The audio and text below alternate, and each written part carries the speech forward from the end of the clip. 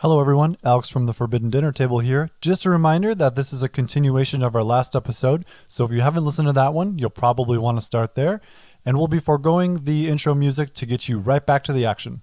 Enjoy! Okay, Zach, ask your smart contract question, because I'd love to talk about that. Yeah, that's a little bit of a new term for me, Nate. What exactly is a smart contract? So a smart contract, in my high level understanding, because again, not the full expert on this, but a smart contract is like an entry to the ledger that is like the holding to, this is what we've minted, if it's like an NFT, for example. And in order to write it to the blockchain, you have to have a set number of people that agree to it, or you have to, deposit enough crypto of whatever X cryptocurrency that you're working in to it. And then that smart contract is what solidifies the check of that validity. So it's like a formal submission to the blockchain that you're doing this? Yes. Yeah. For example, NFTs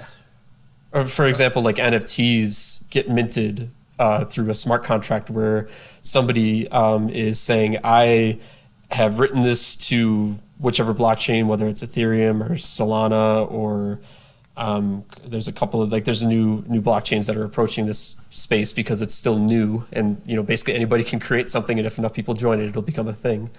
And they mint the NFT and they say, here is the contract that holds it, and here is the blockchain that it is published on. So that's how you kind of go backtrack to saying this is the object that is non-fungible, the one of its kind sort of thing. So maybe this is a little bit of a complicated question, but what's to stop me from writing a smart contract of Martin Luther King's I Have a Dream speech? Who owns that today? That's a good question. Who would come that to market at you and say, that's not yours to give? That's not yours. I can understand if you did something in the public domain that people would argue that's free to everyone, technically, public domain I could see as it's just open to everybody. But if something's not in the public domain, but it's just an event in history, who controls, who can introduce a smart contract into that? Yeah, I don't know. I guess, would you be questioned on it? And could you technically be sued by whoever owns that audio? The King family? I don't need... Yeah, who owns that audio technically? I don't know, because he gave it as a public speech. I'm sure there's something in where anything that you say and is recorded, you own it unless otherwise noted. I'm sure that this is a thing, because otherwise you could just record somebody and put it out as music or something, your own music, right? But it's not. It's somebody else's. So I'm sure this has come up before, and the same sort of law would apply. Sure. Mm-hmm. I can't release a song that is Martin Luther King's speech and say, well, this is just a song that I created. Yeah, I think there's to be a law that says actually whoever said it owns it unless otherwise, noted or something like that. Now we're getting into copyright law. Yeah. Yeah, exactly. I was going to say, these copyright laws are then backed by whichever governing body, and then they have their own sets of laws that determine it. And I guess that's probably a lot of what this Wild Westness of the NFT space and, cryptocurrency space doesn't make sense yet, because it's who's enforcing it? Who's really, monitoring this and going to help with a lot of these things if they go haywire, or if somebody does something illegal. And actually, that's one of the risks that you take with cryptocurrency, because I think most exchanges, none of them are really backed by any if your bank goes under, you're protected by the FDIC and the other things that the governing bodies help support. There's a stock, but you don't have that too. in the crypto. Yeah, you don't have that in the crypto space. I was going to bring that up earlier, so I'm glad you did. Yeah, of another reason as of right now to be even more speculative, because all your money there goes to zero, or if the exchange could just go down and you never see it again, or wherever you're keeping it. But if you have stocks on an exchange, it's insured through the government. But I guess where I get to in my mind with any of this stuff, it's if you get enough of humanity, or humans on Earth, of the 7 billion people, to agree that something has value, or agree that something is established, like a government, that's what persists and what is easier to join. When stuff kind of goes outside of that realm and kind of pushes the boundaries like NFTs or cryptocurrency, it almost doesn't make sense to the first people that approach it, because they're like, well, nobody's in this space yet. Nobody's really adopting it. Nobody's really going to back this if it goes down. But it might get picked up at some point. That's where nobody knows. And that's where like you said, it could all go to zero. They just need to flush out long-term applications for it to be picked up and stick around. So, and I think it really will be up to the current established companies and sources to be the ones to determine to pick it up. I mean, how many? I think two different countries have picked up Bitcoin as like a standard currency now. I can't remember. Yeah. Is it El Salvador? Venezuela or El Salvador? Yeah, that have picked it up because one, because their currency is doing so poorly, so they're hedging their bets, saying that our currency's really gone down, so let's hedge our bets here and get our currency elsewhere so we can at least gain some value in a different space. And so far, it's not really working for them, out. just taking a bet. So far, it is not working out exactly. But long term, who knows? Mm-hmm. I think part of the like wild westness too of the NFTs is just, I mean, part of it is a little bit of the ridiculousness, but as we've pointed out, like there are a lot of ridiculous things that we do. I mean, you could call trusting in U.S. currency as kind of ridiculous, but like it's just like it's kind of meme based right now, like NFTs. Like I want to read to you guys. I was on Reddit the other day, and there was just a conversation on NFTs, and somebody had what I thought was just the perfect comment, because it was written in such a way that I couldn't tell if the commenter was 100% serious or 100% joking. So I'm going to read the comment, and I want you guys to weigh in on if you think this person is like being, kind of flamboyant on purpose and like it's a joke, or if they are 100% real. Here's the comment. You think it's funny to take screenshots of people's NFTs, huh? You must be a very immature person to steal someone's property that they paid for. Yeah, I said it. You're the kind of person who thinks that property theft, a serious illegal offense, is a joke. I don't even know why you took that screenshot, because you didn't pay $1,000 for it. I did. The blockchain doesn't lie. Even if you try to save it, it's my property. You're just angry that you can't afford this priceless masterpiece. Even if you could, your fingers couldn't click fast enough to get one of the 1,000 NFTs sold. You're just mad that you don't own one. Delete that screenshot, or I swear you'll be hearing from my lawyers. Okay. Oh my God. First of all, I think it's real. I can't tell. I really can't tell. But do you know what I thought of? You remember in the 90s, those anti-piracy ads that were like, you wouldn't steal a car, yes. so don't wouldn't steal music. download a car. Yeah, we're going to get, you wouldn't steal a car, so don't steal NFTs. You wouldn't screenshot an NFT. The more I read that comment, the more confused I get if it's real or not.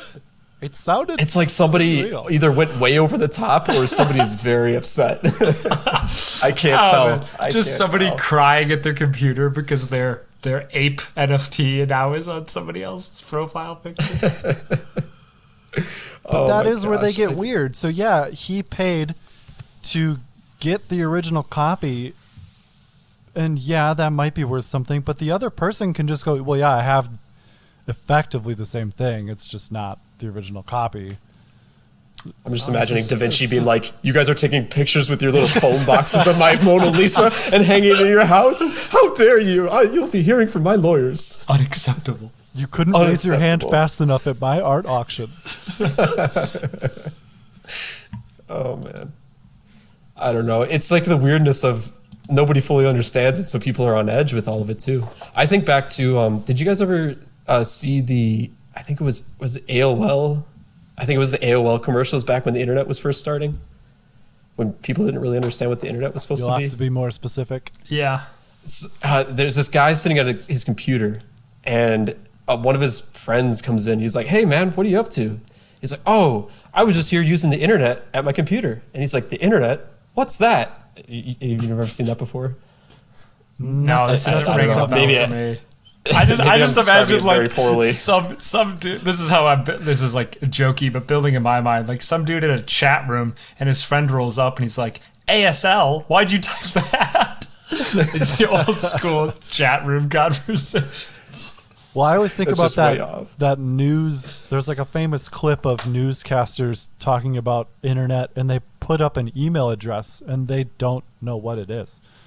They're like saying, you can reach us at this blah, blah, blah. What's that A symbol? Something? And they're like, what is this for? And so it's a really funny clip. It's from the early 90s, I think, of like the first time that studio or network or whatever put up an email address to be contacted, and the anchors were confused. That's like Bill Gates explaining the internet. I think it was on David Letterman, and like him saying he thinks the internet is going to be used for common tasks in the future, and the audience laughing. To be like, what? This nerd. It's funny now. Hopefully this podcast is funny in the future as well, because that would be pretty cool. When we live in our robot bodies, we've uploaded our consciousness to the robot body. We'll go back and listen to this and see what we think. I do have another question, Nate. I'd love your thoughts on this one. So Sure. I read this, I don't remember where, but it was a little while ago, and I thought it was kind of profound. The internet in the early days was built like cities were also in the early days. Lots of concrete shopping malls. If you think about early internet, it was all a lot of stuff like that. Nowadays, we understand the need for green space and parks and things like that. How do you think the internet evolves to include digital green spaces, if you will? What do those look like? What do you think those types of things will look or feel like? And is this true at all? I don't. Just something that I thought was very interesting. We've moved from shopping malls now to more green, and we understand that an internet full of just pages of stuff you can buy is boring. So we want some mental health refreshing areas and parks. What does an internet park look like? Oh man, that's tough. Well, I think you if we were talking about the metaverse earlier, like I think the metaverse will bring out some cool experiences where you'll be able to look and feel into some experience, like being in space or something. Like you'll have a full haptic suit on and the glasses and stuff, and you could probably feel like you're floating in space, or you're on a new planet, or you're somewhere in the world that you would never be able to go to. I think we'll eventually reach a point where that's just something that is going to be amazing for a human to experience. But my mind first went to the focus on how the internet to start, like you said, was like a shopping mall, and everything was like just concrete and not really healthy in a way. My mind first went to thinking about how companies are kind of backtracking on how we're interacting with the internet, or how we're interacting with things like social media. And we're trying to make it more of like a, it should be a positive experience, with the known fact there will be some negativity that comes out of it, but we should be able to give people the space to learn from it and recover from it, I guess, because I think we're still living in a very sort of dark era when it comes to social media. And to get away from that and have a sort of green space, I think it really, I think of like Headspace as an app where, technology is providing some sort of like open-minded recovery tools for these sorts of things. Because at first it was just kind of like consume, or it was like, create, and your mind just got bogged down with a lot of, the craziness of the internet. But now they're realizing the tool of what it should be doing to also help people, instead of just drawing them in with, I don't know, wild applications and ideas. Yeah. I don't know if I'm really making that clear, because I don't imagine like a park per se. Maybe I'm just not understanding. No. It wouldn't literally be a park. It would just be like, what is the park? How does a park affect your mind, and what's the equivalent digitally? Yeah. I think, Nate, you started speaking to where my mind goes, which is the concept of mindfulness. That, like, let's say you are shopping in the metaverse and then go to a concert in the metaverse, and then you're going to go do something else, and then like Meta would prompt you to be like, hey, take a short break, and then they'd like provide a digital stroll around a pond with birds chirping to let you like decompress from the activity that you just went through. And like this concept of attention and focus, because and leaning into mindfulness. Now, I say this sort of cynically of like, if they can do that, then they can convince you that you're taking a slight break, and then you can stay longer in the metaverse to then go to your next concert and your next thing. Right. Versus like, it's a I think stop. Back to, was it the Wii that had like, you should go outside, like after you played for a certain amount of time, and be like, take a break. Yes, yeah. I was going to say, I mean, if it was a break in the metaverse to go see the trees and stuff, why would you not do that on Earth, right?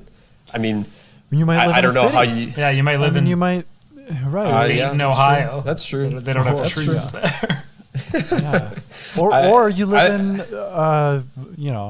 gosh, I don't know, Dubai, or you live in the middle of the desert or something. Yeah, that's true. Sorry, I gave my bias on that answer. Yeah, I take it's that not back. always easy. You might live in West Texas. Trust me, there's not many trees. There you go. See, There's two ways, though, that companies can handle this. One, saying take your headset off, or two, no, keep your headset on. Just take this quick little. Yeah, so Zach, to expand on the second point there of keep the headset on, as you guys were talking about things, especially in the metaverse, I had the thought of, what if they say take 30 seconds into this like ad-free area and rest? Because I imagine the metaverse will be full of ads everywhere, right? Only if you don't pay for the premium subscription. But what if they say, enjoy 30 seconds of this lovely, quiet music and no ads, and that's the refreshing break, which sounds really sad, but at the same time, I could see it.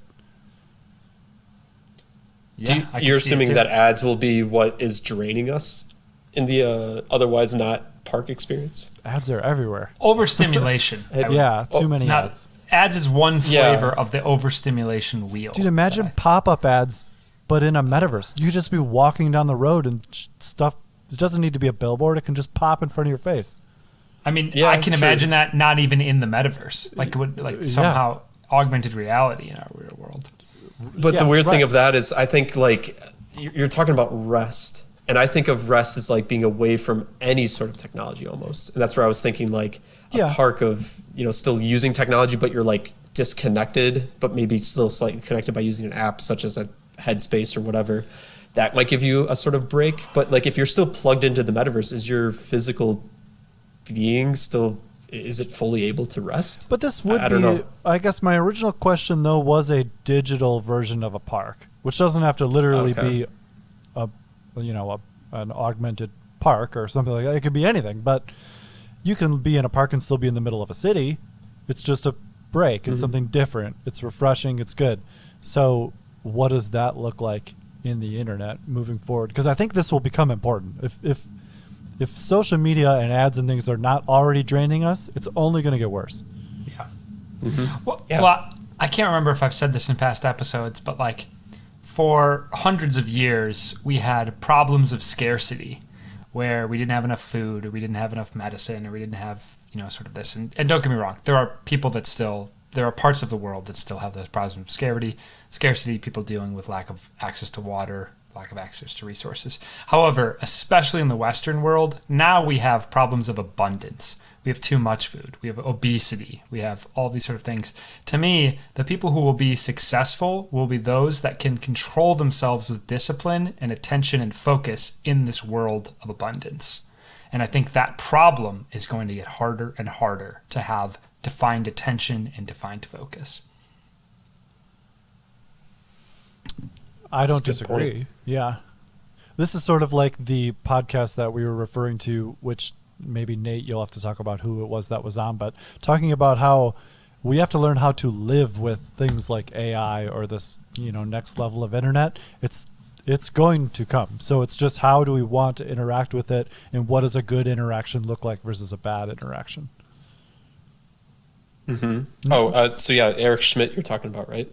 Is that his name? Yeah.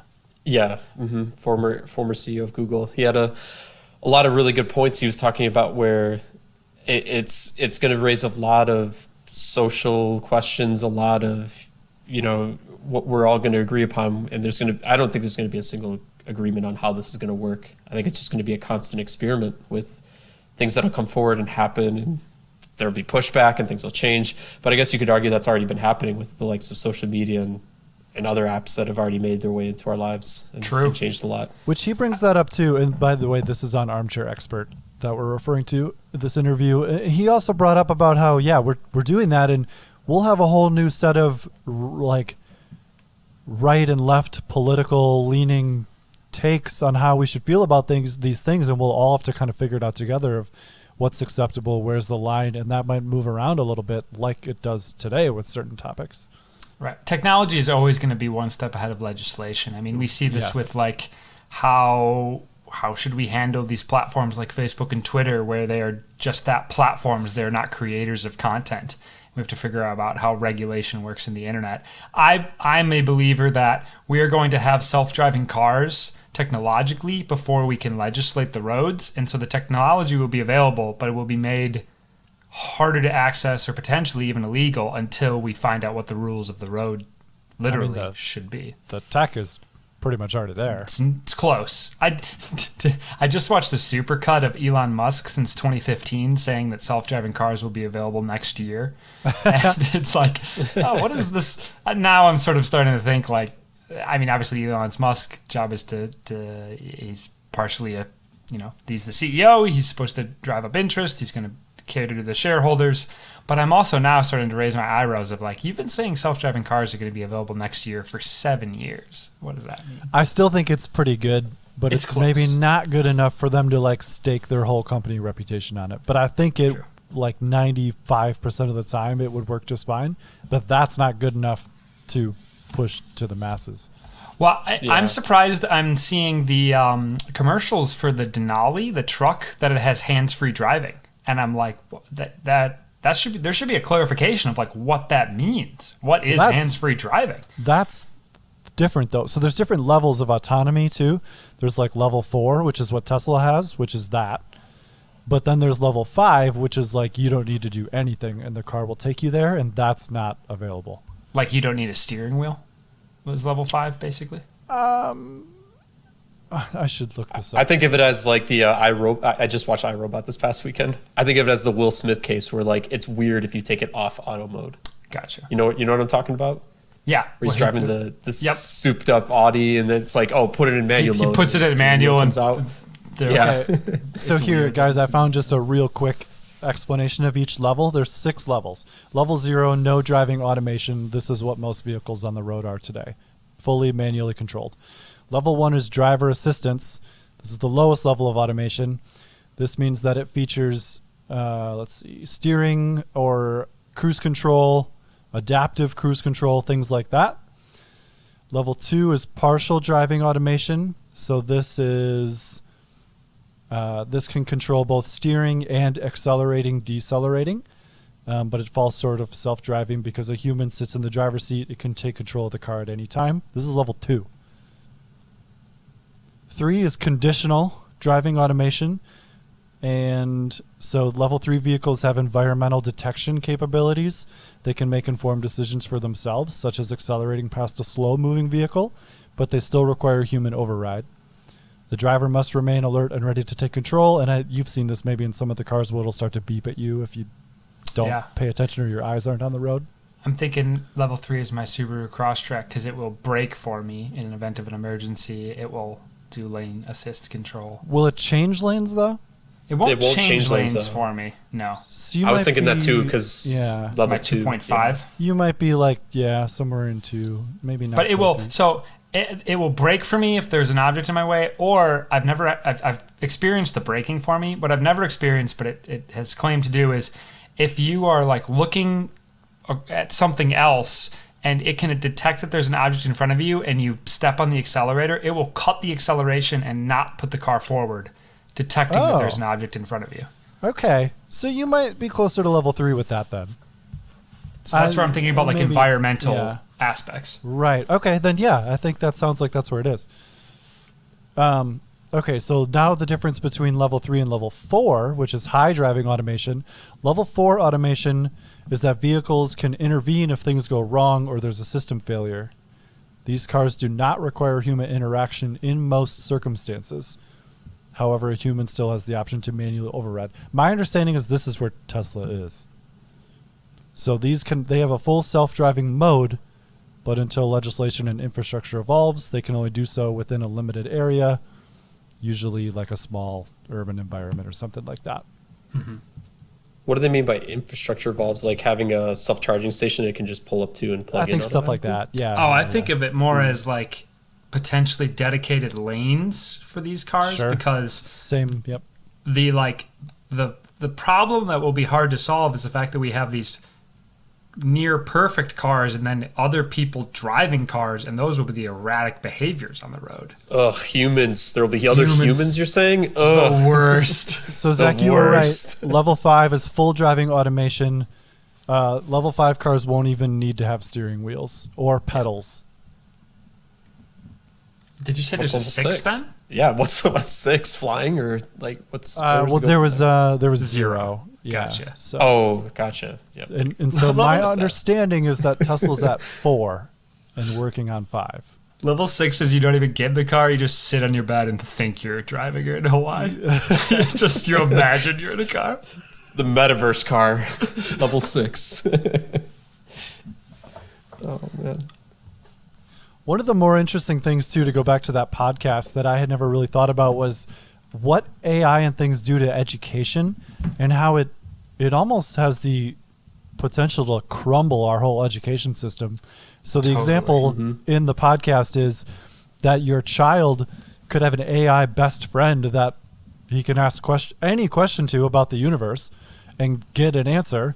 And why would you even worry about school? Like, that's who he'll learn from. Not only that, but the AI will learn how to best teach the child, and each child's different. And so that becomes a whole huge mess. I could see that. It seems like we're not even talking about that. Yeah, to me, the important takeaways there too is like the influences of that AI. They give the example of like you basically give a teddy bear to like a 3-year-old, and the teddy bear is the child's sort of companion, and it's an AI that you can ask. The AI knows the answer to every question that we sort of have an answer to. It knows every textbook, but it's like trying to strike a balance of like keeping the child happy, because the AI knows that it wants to keep the child happy. So like, what information does it give in specific circumstances as to like what's like closer to the truth versus keeping the individual happy? And to me, like, the real problem there is like parental controls. Like, what if you have a 7-year-old asking like explicit sort of sexual questions to this AI? Like, that's a good is question. it just going to be like, these answers are locked? Like, what? Like, it's going to be a very tough. That's a great question. Line to solve. Well, the issue too that the podcast brings up is this AI could start lying or fudging some of the numbers because it knows that it'll make the kid happier, but it's not, all of a sudden it's not teaching it truth or 100% truth. Or, I mean, we can't even necessarily agree to what the truth is sometimes. So totally. I think too, the interesting example from the podcast is like if the boy and the bear were watching television, and then the bear was like, I don't like this show. Like, that's highly influential to the kid if they're like 7 or 8 to be like, oh yeah, maybe I don't like this show. And now you have this AI influencing the developmental mind and the likes and hobbies of this child. And it is such a, talk about a Wild West space. This is so sad, but my mind went to whoever created that teddy bear could charge companies to then promote their shows or their things to these children. Oh, what a mess. Can't you argue that's already somewhat happening with some social medias in ways? A little bit of like, you know, advertisements, right? That's kind of what it is in between your favorite shows. Targeted ads. Targeted ads. Yeah. But like this is a whole nother level of like physical. It's more intimate. This is like, this is like your friend telling you things. Yeah. This would be like me telling you guys my favorite soda or whatever, but you don't know that they're paying me to tell you that.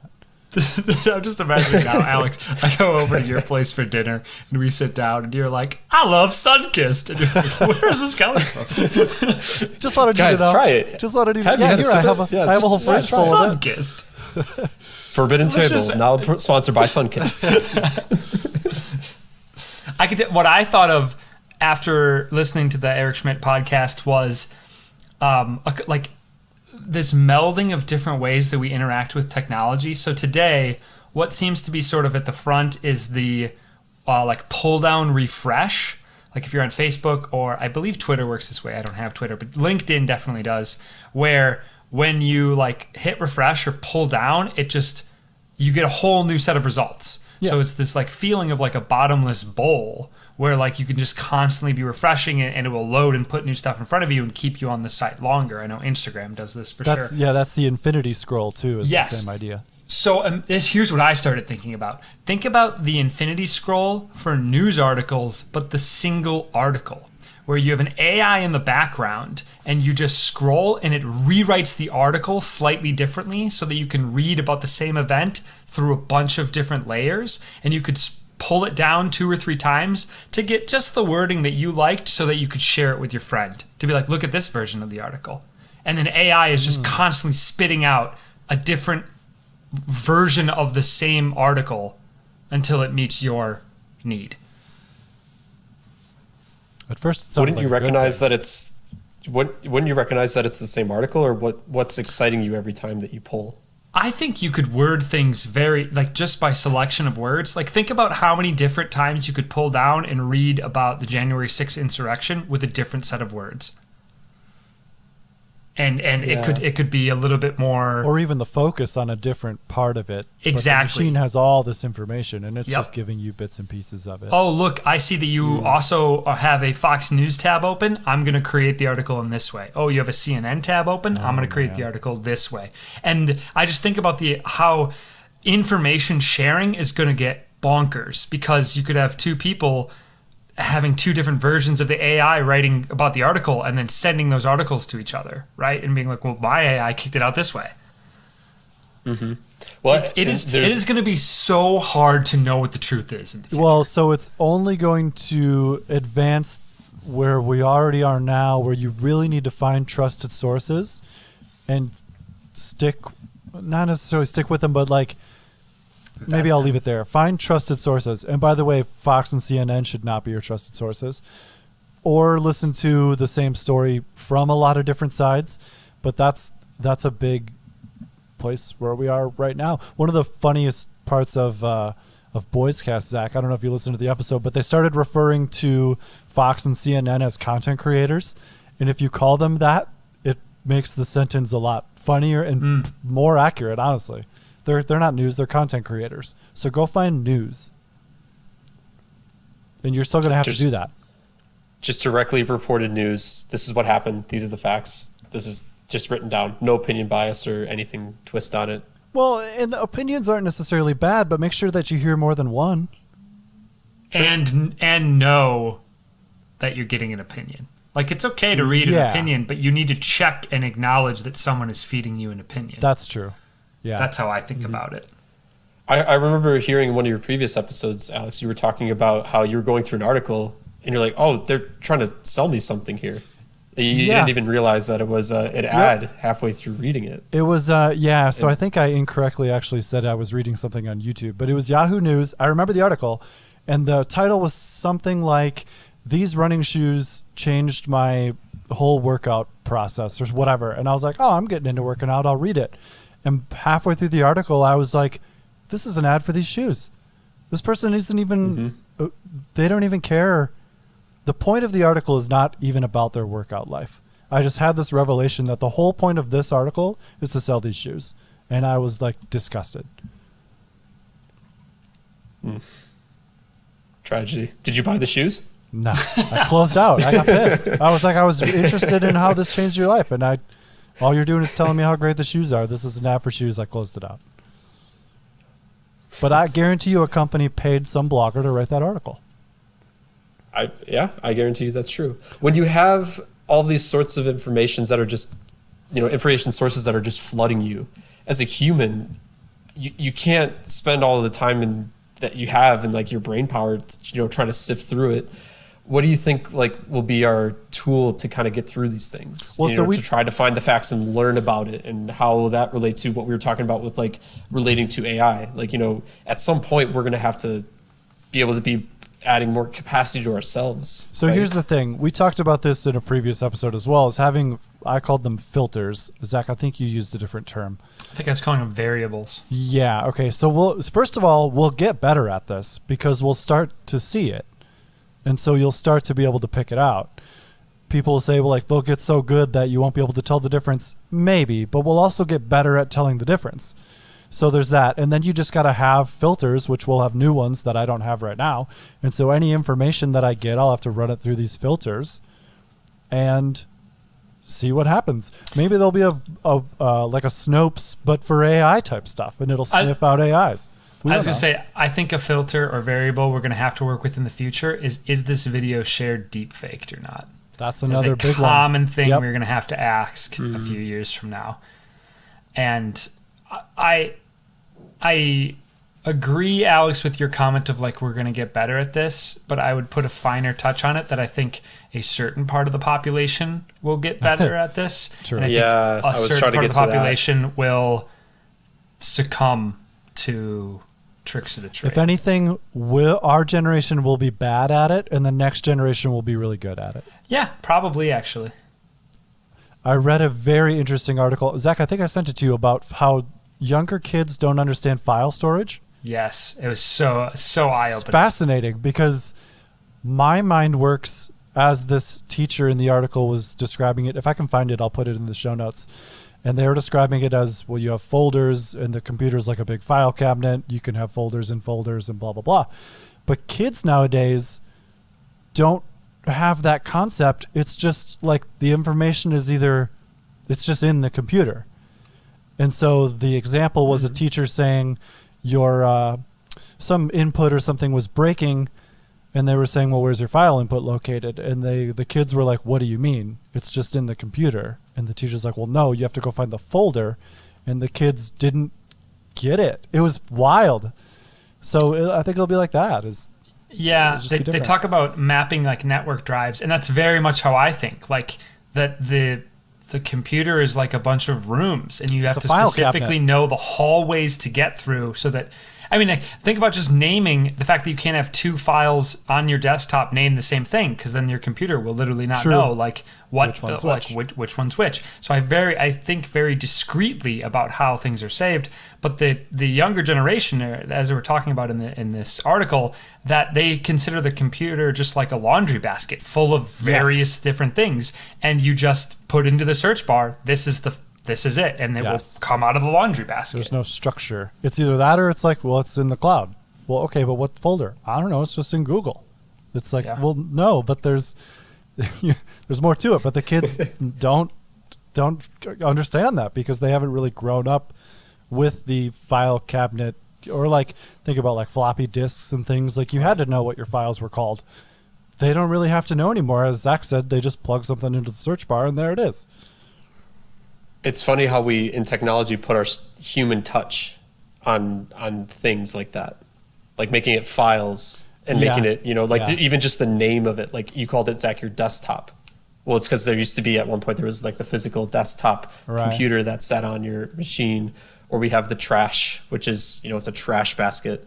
It's weird to think like we have to humanize it in a way for it to make sense in order to proceed through it. But future generations might not even use that. They might just have a file dump and then a search bar. Well, because that's all they need to make it work. You're totally right. Look at the save button. Try and have a child explain to me why it looks like that. I've seen memes for that. Yeah. Somebody 3D printed this. Somebody 3D printed a floppy disk, and he's like, "I was so crushed when my daughter said, "Oh, you made the save button on Google Docs." And he's like, "No." Or like Alex, you said like kids, because Facebook is now called Meta. And they're going to be like, oh, that's so meta or whatever. And you're like, no, that's not what it means. That used to be a word, and now it's just a company. Yeah. It's weird to think like we'll put our human touch on it, but then there's just the generation comes after and they put their touch on it. It'll be different than ours. Yeah. And I think about that all the time with how my parents interact with technology versus the way that I do, or, like how their parents did before that. And it's just weird to think that from generation to generation, they'll put their spin on it and what makes sense for them, and it'll constantly change. And the previous generation's always going to think like, oh, that's not how I did it. Like back in my day, we were doing whatever this way, and this was the best. Yeah, and some old things are considered sort of rare and collectible, like vinyl is sort of like making a comeback, or like I actually am on the search for buying a Polaroid camera because I think that's a really cool old technology. But like, I don't know anybody who's like buying 8 tracks or laser discs. So like some stuff. You know what's funny? Why is it vinyl? Because nobody really is looking for like CDs or like you said 8 tracks or even just tape. So why is vinyl the one that stands out? I always find that interesting.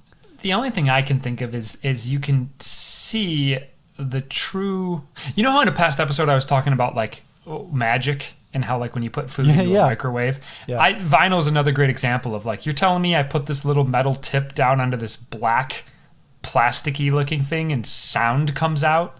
Like that is damn close to magic. And why don't you go out and buy a phonograph, Zach?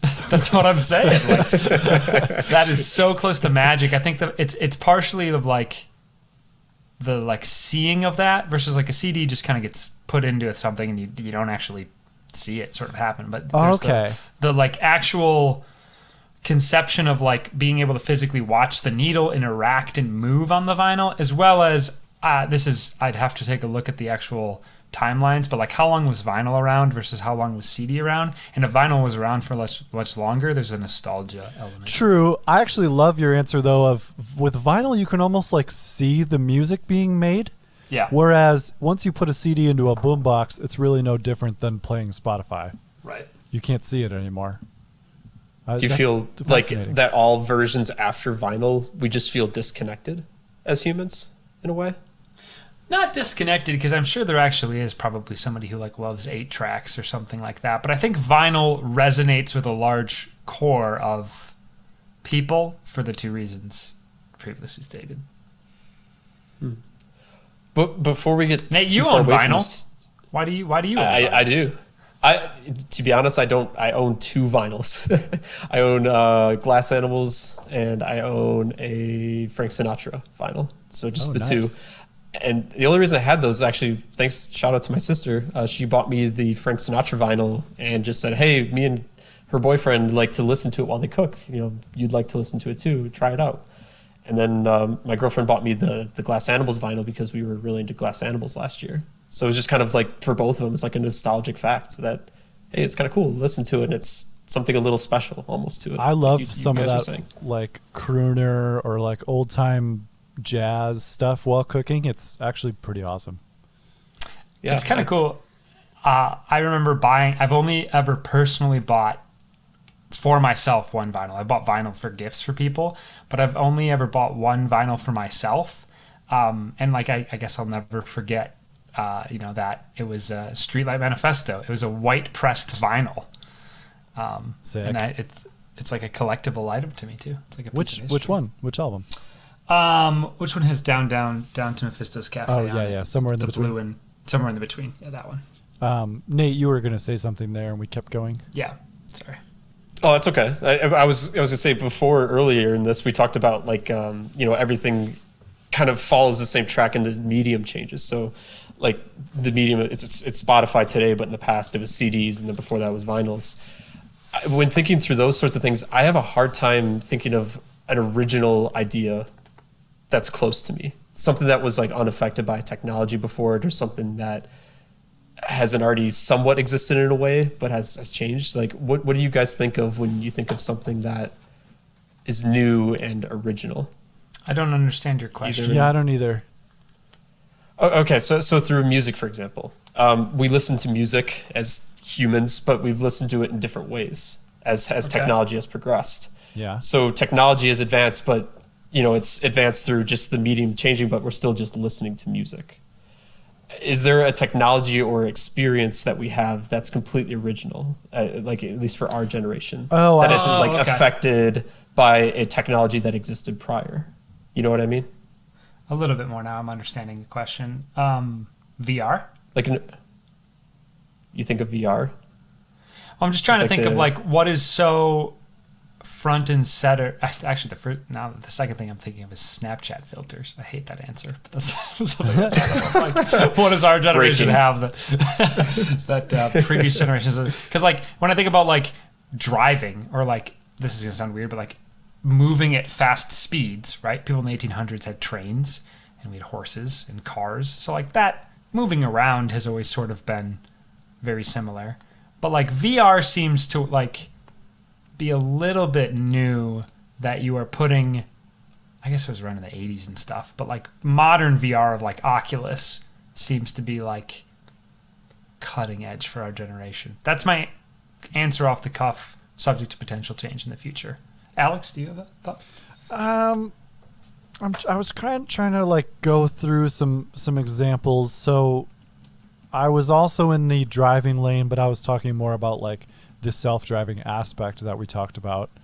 But I guess part of it depends on how wide you want to cast the net, because I could also say like an internet forum or something like that is new, but then you could also be like, yeah, but we've been talking with each other for a long time, and it's like, yeah, but that's not exactly the same thing. It's like, yeah, new. It depends on how wide you want to see the lens.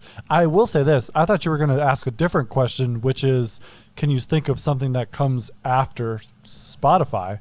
And I struggle to do so.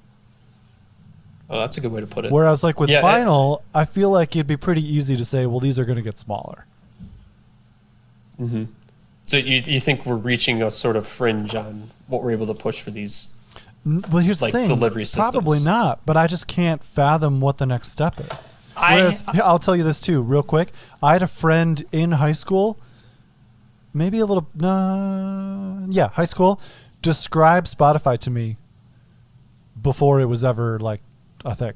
He was like, here, this is what, if I were to make a music company, this is what I would do. I would have all the artists on one site, and then you would just pay a fee and go to that site. And I was like, that's actually a pretty good idea. And then a couple of years later, Spotify came out. And I was like, dude, you described that before it came out. So I have an idea of what the next Yeah. invention in music will be. And it's a very Black Mirror concept of they will put something in your ear, like a physical chip, so that you don't even need like a headphones or anything like that. But through because they have headphones that work by vibrations, right? Of like with your the bones in your ear. Yeah. So a chip that's in your ear so that you can always, that's like Bluetooth or whatever it is to your phone, where you don't even need headphones. And you can be listening to music, and it will be dialed to a certain sense where you can both listen to music and hear the outside world. So like running, walking in the street, maybe even driving, right? You'll have a concept of being able to listen to music or podcast or radio, but also be able to like talk to people and stuff like that at the same time. Process the environmental sounds around you. That would be my prediction of what the next advancement will be in musical. So you're going more towards like vibrations and Yes. things like that versus actual sound. Oh, that's interesting. Well, yeah, I mean, those two, I think, are linked, right? The vibration and the sound, but yeah. I think a little smaller for the next thing. I think maybe this is kind of lame because we've already talked about this, but it's everything that we kind of work with now is through subscription and rental. Like I don't own any of the music I listen to. And so there's kind of like a disconnected feeling with that, right? Because in the past, I remember Zach, me and you especially, Alex, you were probably helping Zach a lot of it. You used to have like tens of thousands of songs on iTunes that you had downloaded or wherever you got it from, and you like, quote unquote owned that, and you had your copy of it. But now with Spotify, I don't own any of it. Like if I were to lose my Spotify subscription, or if Spotify were to disconnect tomorrow, I don't know how I would get my music. I'd have to start over. So I think the smaller progression that will happen is back to the idea of ownership. And we've already talked about NFTs, but that's where I think NFTs might come back into play at some point. That's going to extend to more things, though, too, just renting and not owning, because it also means more profits for the company that does actually own the thing. Like I was thinking about this with cars. Yeah. Why? I'm surprised dealerships even offer you the ability to buy cars still. Which there's obviously a price that they would say, yeah, sure, you can just buy it. But and maybe it's because I haven't bought a car for a few years, I guess. But Zach, you recently did. Did they try really hard to push you into a rental or a lease instead? No, not really. See, that surprises me. They were more focused on trying to make money on the financial loan aspect. They wanted me to put as little money down so that they make money through their credit angle. Okay. But I do agree with you that I think the next big space for leasing instead of owning will be cars. Like I think cities or counties, municipalities will own cars, and they'll just have fleets of cars, and that by being a citizen of that city, right, or a resident, then you'll just pay to rent the car from this time period, and it will come and pick you up and drop you off, and there won't be a steering wheel. I don't think it'll be a municipality, though. It would be a private company. Oh, that too, yes. But probably both. But I also think about like the concept of buses can just break down to just Oh, more I see. pods. Yeah, because I was thinking like Car2Go is here in Austin, and they just have cars around when you can have an app and you pay for it, and it unlocks, and you use it until you're done. Right. Zip car, Do you think Our Car, all these different private Yeah. companies. So you're right. That's a good question, actually, of like, will it be privatized or will it be more like a bus model where public transportation is now just these like pods that come pick you up? Do you at what point? Because I know, Zach, you've brought that up to me before about, we won't own cars. It'll be just more of like a as needed. You can get it. Do you, like, where does that go? Like, as far as like what in our lives becomes just access and not ownership for services or stuff. Like, what's next on top of that? After cars? Well, first off, I think too, you're going to have a I think the world's going to, well, this is one avenue. It doesn't have to go this way, but if we keep getting better and better at VR, we're going to sort of have a like VR vacations and things like that. So will people even be more likely to be like leaving their home and stuff? Like when will people actually even be leaving to go I do could stuff? see access to VR as like a rental subscription too, though. Like, That's imagine true, that yeah. as a new utility. That just sounds wild. Well, the internet basically has hit that standpoint. Well, so, yeah, right. yeah, it doesn't surprise me if the metaverse becomes, sort of a. I I could see people in like 2050, like with their, I don't know how virtual picketing works, but of like all people should be, metaverse should be subsidized by the Metaverse government. is a human right. Yeah, exactly. We all deserve it. To answer your question, Nate, I think most new things will be that subscription model, especially when it's just digital and there is no physical object. Like I make music, so I like buy plugins and things. I was a little bit surprised too that I could pay one-time fee and buy the plugin versus rent it for $10 a month or something like that. Oh, I think it'll be all that's those the weird thing. things. Yeah, and if there's a market for it, anybody will. I don't know. I'm sure there's some analysis that the company does before. They're like, are we going to make it a subscription, or are we going to have people buy this outright? I think with technology, it's weird because you could justify either, I guess, depending on what people want. If you lean into the pros, when you do the subscription base, you always get the latest enhancements. From a dev side, you don't need to like have security patches on old, software. Multiple versions. I think there are a lot of benefits, I think, too, just from like having the latest and greatest. But there's an ROI to be run there of like, I'm pretty sure I'm still working off of my 2010 copy of Word on my old laptop. Well, right. It sucked to have to pay 12 years. And then say in the long run, it's way better for them for that exact reason that you just said. Let's say that 10 years ago you could have bought a copy of Office for $100. Now it's $7 a month. Over 10 years, you would have paid way more for that copy of Office. Granted, you would have gotten the updates and all those things than what you paid for it 10 years ago. But those updates are marginal to the company. To the They're going to cost. have to do those anyway. Well, the company's going to have to do those anyway. So what's pushing out? Well, to this more is like, subscribers? Zach, you and I have talked about now Windows 365. Your whole operating system is not even on your Subscription. machine. Yeah. Yep. Well, yeah. Oh, yeah. The fact that we've talked about it's going to be just you own a screen and then you cloud compute in. And it's a subscrition, like you said. So it's all of those things, Both. yeah. So even Hey, more you like wanna that. Go ahead, Nate. Go ahead, because I'm going to derail us here. Well, slightly. that just made me think too of more things that will be streamed. I'm trying to think of an example of something that I have now and download versus in the future I'll just stream it, which we've already gone that way with like movies. Mm-hmm. I haven't bought Video a DVD games in a while. Video game, gone that's that a way. that's a huge front for just streaming. Yeah. It's insurmountable of where it could go, I guess, with any sort of thing. And I actually just read, this just popped in my head. We were talking about retailers, reviewing the idea to either subscribe or sell. Walmart is actually spending a substantial amount of money to make NFT like clothing and stuff for the metaverse. Like they're trying to figure out ahead of the game. Man. They want to be the ones to supply clothing and whatever else in this metaverse.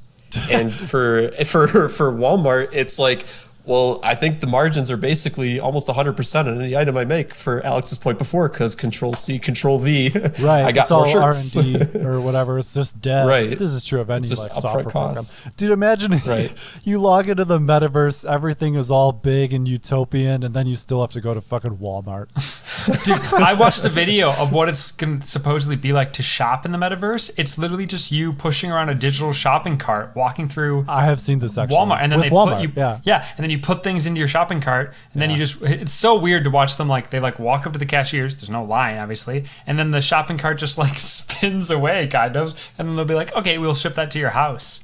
And it's like, wow, this is bonkers. But why even go through the process of shopping? Like, you can just scroll through things. You don't even have to walk around. I honestly, that's what I thought too at first, but then I thought there's going to be this bridging gap of people who want old customs. Like, when they were a kid, they went to the grocery store and they want to like relive that nostalgia, and eventually it will be phased out. So you'll have this metaverse, probably the shopping experience, and 10, 15 years, but then the gen, I don't know, alpha wrapped around, okay. that new generation will be like, this is dumb, I don't get why we're doing this, I never went to a physical grocery store, and they'll come up with some new way where, like, I don't know, you're like, you like run through a hallway and punch beach balls that have an object on you out, whatever their version of shopping will be.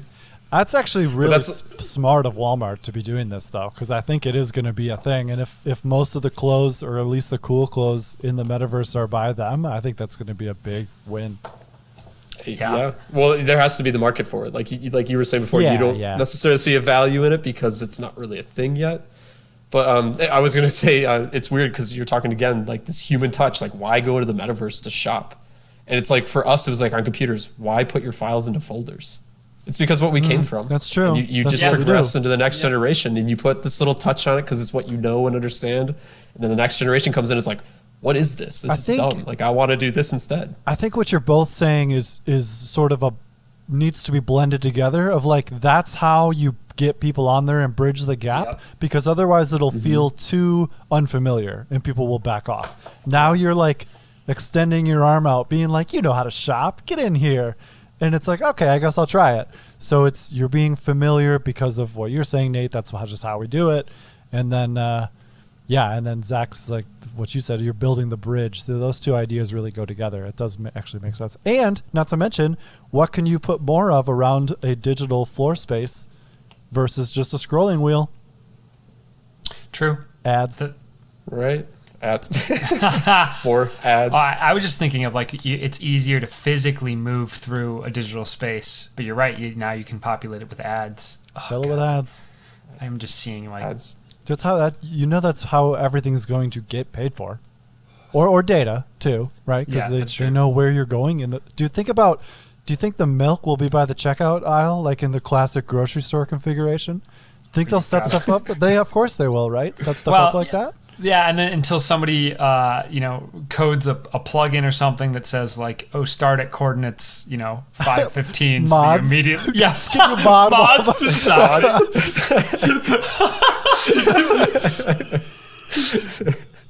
Now I'm picturing. You're all pushing around shopping carts. I'm pushing around a semi truck.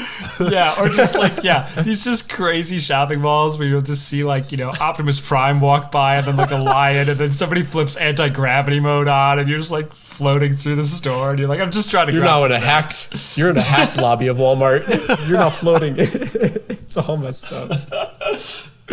Oh my god. Oh dude, imagine if it's crossed shopping with like games where you did Call of Duty Warzone, where you're like shooting people through, like you're both killing other shoppers and shopping at the same time. Like you could gamify a lot of this stuff too.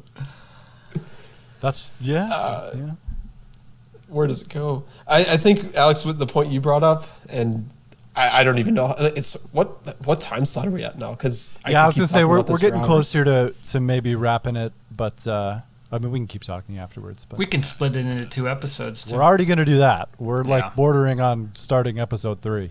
Oh. Wow. Okay. Well, I was going to say, maybe last point, this sort of like pull the generation and the new generation adopts into something else. It makes me just see the argument for what they call the singularity. We have the idea of like the evolution of man, and then man brings on the evolution of singularity. it just makes sense because eventually all of this just pulls into one direction. Wait, singularity. Can you expand on that a little bit? The singularity is the point where machines become smarter than humans. And so like you have like an AI system that it can mimic the human brain beyond human capacity. And so humans will eventually have to join the machine. And so that's where you have like Elon Musk with Neuralink, or I'm sure there's other companies out there that are trying to perfect this. But then humans eventually join in a sort of bionic way, and we just become more and more attached to the machine, and then the machine becomes that sort of like next progression. Oh yeah, I fully agree with this. Evolution. Like we started from single cell organisms, went into multi-cell organisms, into complex organisms, then apes or whatever else up beyond. The belief in the future is that it'll eventually we turn into full-on robots.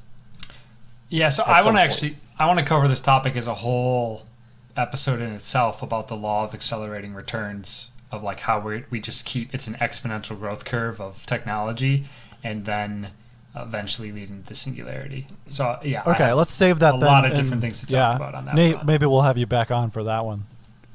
I would love to be back. Sure. Any as the guest, Nate? Any final thoughts? What do you want to leave the people with? Then we'll go to you, Zach. Oh man. Leave the people with. I don't really have like any. Do you have a favorite advice. quote? How about this? Do you have a favorite quote or something? It doesn't have to be related. I love the golden rule: do unto others as you would do unto yourself. And I think if everybody, what's up? I said that's been a popular one recently. Yeah. Yeah, just in a human sense, it's what makes sense for us to survive, because really we're in a really heightened state of distrust and just disagreement. So it would be great to see people start to treat each other more equally and more appropriately. Zach? That's my wise quote. I love it. My parting is actually a question. It's a quick multiple choice question to you, Alex. Would you describe this episode as a good one, a bad one, or a fun one? Oh, Zach, you know me. It's always a fun one. This one was indeed a fun one. Nate, it was so great to have you on as our first guest, and our first time that I think we really got going to the point where we recorded more than we usually do, and I'm going to split into 2 episodes here. So thanks for being a part of that. Thanks for being a fantastic guest at our Forbidden Dinner table, and sharing your knowledge and thoughts and exploring the space with us. Thank you, guys. I'm full. The Forbidden Table was great. Thank you for having me. We're glad that you enjoyed it, and thank you everybody else for listening.